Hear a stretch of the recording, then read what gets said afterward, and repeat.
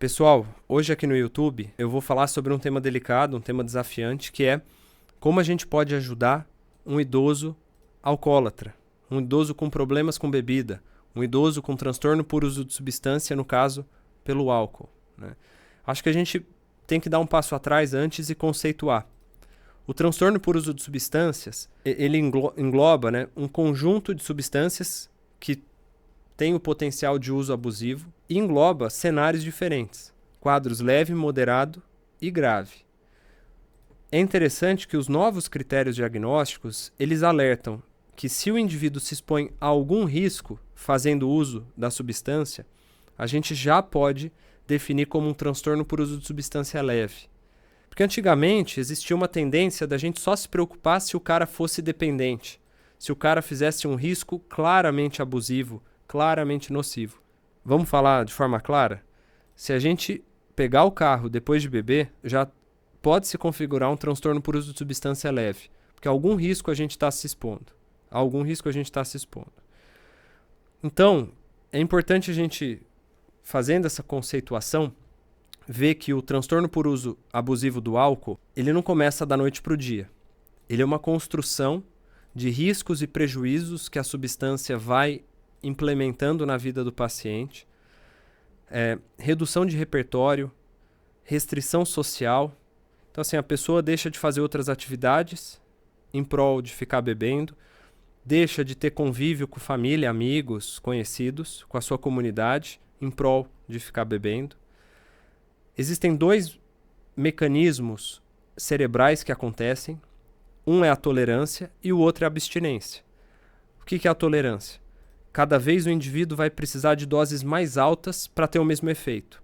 E aí vem a nova provocação aqui do vídeo. Quantos de vocês que estão me assistindo não precisam tomar mais cerveja no final de semana do que já tomaram um dia para ficar animados como em outros momentos? Então, a gente tem que ficar atento, porque a dependência e o uso abusivo, o transtorno por uso de substância, como eu falei, não começam do nada, né? E a gente está numa sociedade que estimula demais o uso de álcool. Não estou querendo diagnosticar ninguém aqui via YouTube, né? Evidentemente.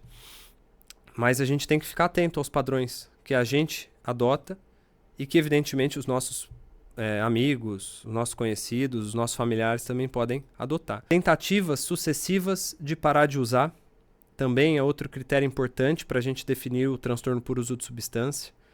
Então, esse idoso que está com problema com álcool ou mesmo outra substância, ele certamente já teve inúmeras tentativas de parar. O importante é a gente saber que recaídas fazem parte do processo e aí a gente tenta cuidar ao máximo para que essa recaída seja só o que a gente chama de lapso. O paciente está abstinente, beleza, a vida dele vai bem, ele está conseguindo reconstruir laços, ele está conseguindo cuidar dos seus relacionamentos, e aí tem um dia que ele vai lá e chuta o balde. Que seja apenas um dia, que isso não perdure e que ele não volte à estaca zero, tá? Então, primeiro, que a gente precisa entender que esse paciente já tem uma história, de que ele pode ter recaídas durante o tratamento e está tudo certo, isso é algo esperado, desde que o tratamento seja completo, com psicoterapia, com terapia ocupacional, com reinserção social, e quando a gente fala dos idosos, isso é ainda mais importante, né? Como a gente reinsere um idoso que já está afastado do convívio, da sociabilidade há muito tempo na sociedade, e sempre ter rede de apoio, né? A gente precisa de rede de apoio. Os idosos precisam ainda mais, idosos com problemas com álcool ainda mais.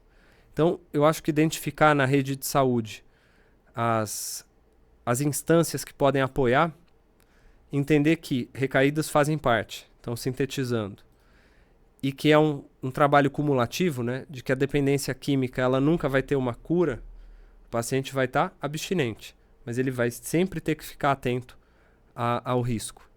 Eu acho que essas são formas da gente ajudar um idoso com problemas com álcool.